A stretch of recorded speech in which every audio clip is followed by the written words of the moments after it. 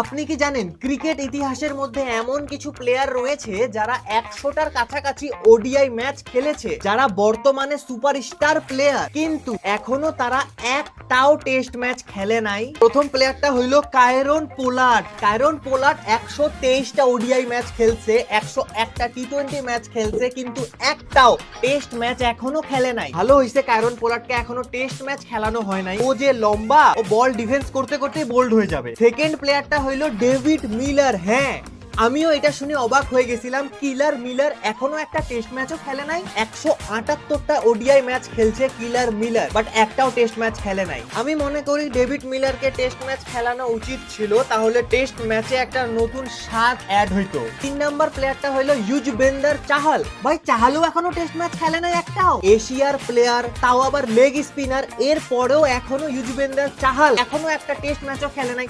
এইটা আমাকে অনেক বেশি অবাক করলো। 4 নাম্বার প্লেয়ার হইলো অ্যাডাম জাম্পা। অ্যাডাম জাম্পাও 116টা ওডিআই ম্যাচ খেলছে অস্ট্রেলিয়ার হয়ে, বাট এখনো একটা টেস্ট ম্যাচও খেলে নাই। 5 নাম্বার প্লেয়ারটা হলো Nicholas Pooran. What a legendary player in টি20। 100টারও বেশি টি20 খেলছে, 60টার বেশি ওডিআই খেলছে, বাট এখনো টেস্ট ম্যাচ খেলে নাই। আমার মনে হয় নিকোলাস পুরান যদি টেস্ট ম্যাচ খেলে, তাহলে টেস্টের যত রেকর্ড আছে, কম বলে 50, কম বলে সেঞ্চুরি, কম বলে 200, সব ভাঙে দিবে। ক্রিকেটের এমন অদ্ভুত অদ্ভুত রহস্য জানতে প্লিজ ফলো